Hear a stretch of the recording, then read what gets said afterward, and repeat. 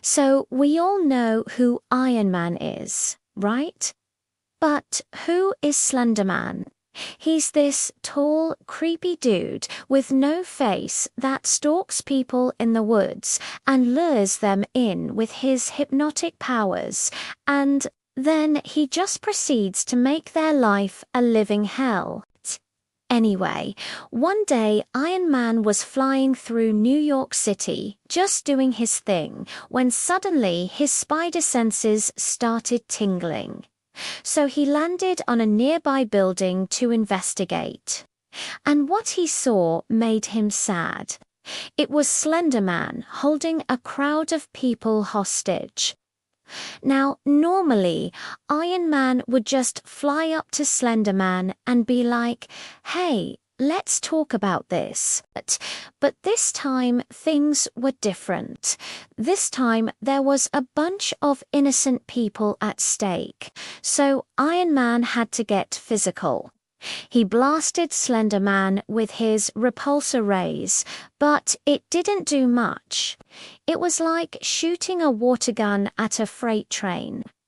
Then Iron Man tried to reason with Slenderman, but that didn't work either, so Iron Man had to get serious.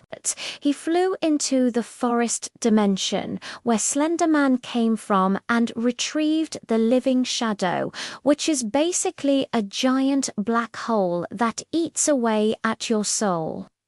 Iron Man brought the living shadow back to New York and used it to trap Slenderman in a pocket dimension.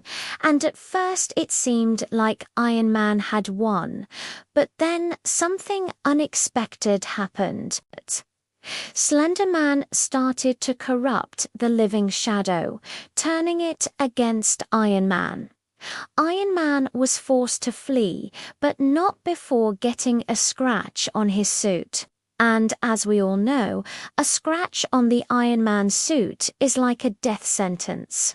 Iron Man flew back to his lab, and Tony Stark immediately got to work on a new suit. He upgraded the nanobots in his blood and created a new suit that was even stronger than before.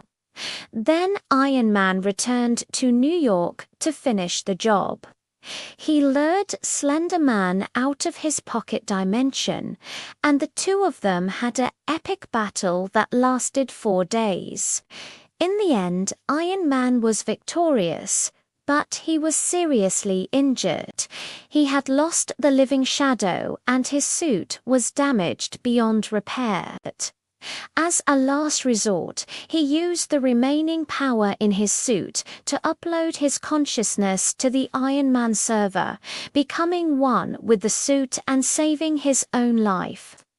From within the Iron Man server, Tony Stark was able to observe the world around him and guide new recruits on how to become Iron Man.